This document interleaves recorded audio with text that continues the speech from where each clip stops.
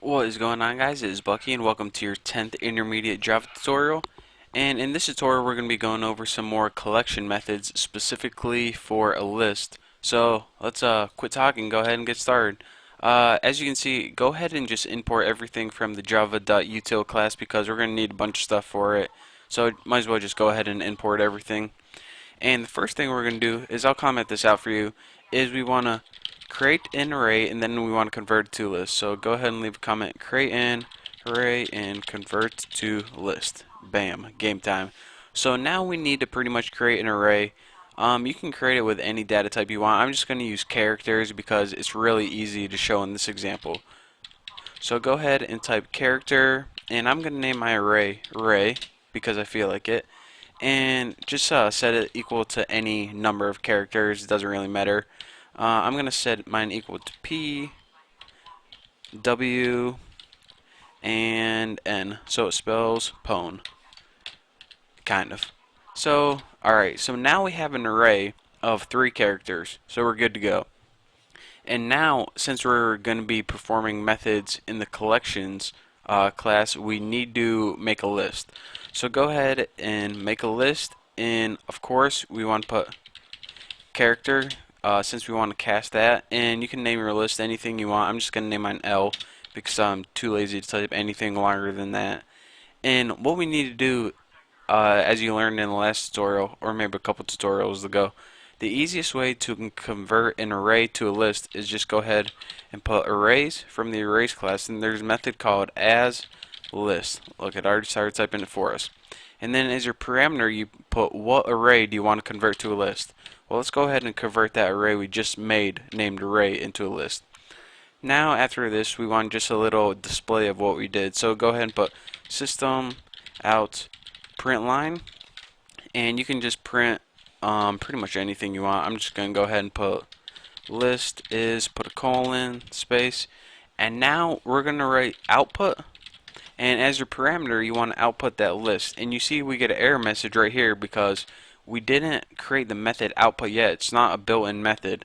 So we're going to be creating this later on, so we're going to get an error as we're programming it, but when we're done with this tutorial, outside of the main method right here, we're going to be creating another method to fulfill this requirement.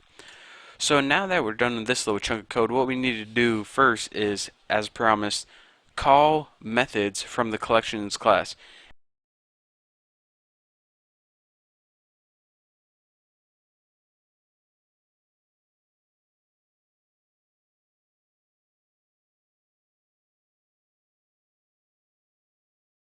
Print out the list, and make sure you have a couple typos in there because, you know, it just looks cool. And from here, collections dot reverse, and this is the very first collections method I'm going to tell you.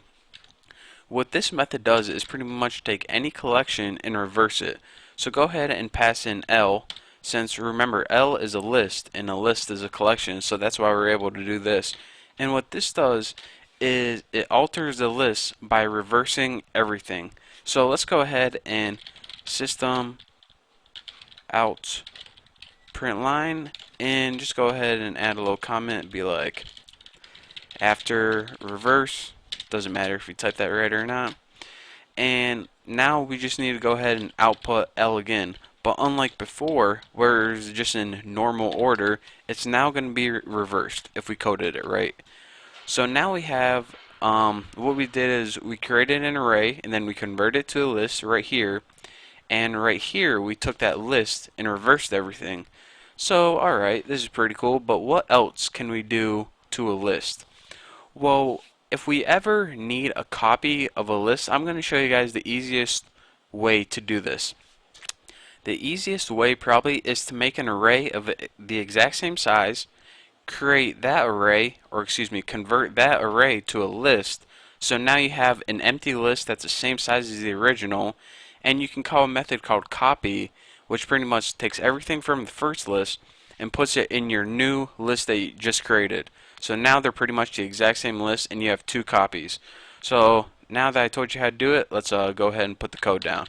So we're going to create a new array and a new list, and from here just name it character, I'll name it new array for new array, and just go ahead and equal to new character, and for your parameters put 3 since there's 3 characters we're going to be passing in. Now let me itch my eye, and that felt good. So list, and of course we're going to be just creating it same as before, character data, and what am I going to name this one? I will name it list copy. How original is that? So let's set this equal to array dot as list, same as before, and instead of putting, what do we do put last time, array in here, what we want to do is take this new array that we just made, the new array, and now it views this as a list. So now what we're pretty much going to be working with is just list copy right here. And what this is a copy of the same list as before. Or excuse me, it's pretty much a blank list with 3 elements in it. So now what we want to do is copy the contents of list into list copy. Easy enough. So let's go ahead and add a comment. Copy contents of list into list copy. And make sure you spell that wrong because it looks cool. And what you can do from here is collections.copy, and copy is a built-in method, so that's why we don't have to create the method ourselves. And it's a method in the collections class. And now you see by default you get 2 parameters if you're using Eclipse, and that's destination and source. The destination is where you want to copy it to, and we just have this blank list called list copy, so that's where we're going to be. This is what we're going to be populating, list copy, and it says alright, the source is where you want to get the data from. Well, we already have this list that's populated named L, and it already has stuff in it. So let's go ahead and as our source put L. In essence, what this does is it takes everything from L and it puts it into list copy. And I'm actually running out of time for this tutorial, so I'm going to finish up in the next tutorial. But for now, I just want to thank you guys for watching. Don't forget to subscribe, and I'll see you next tutorial.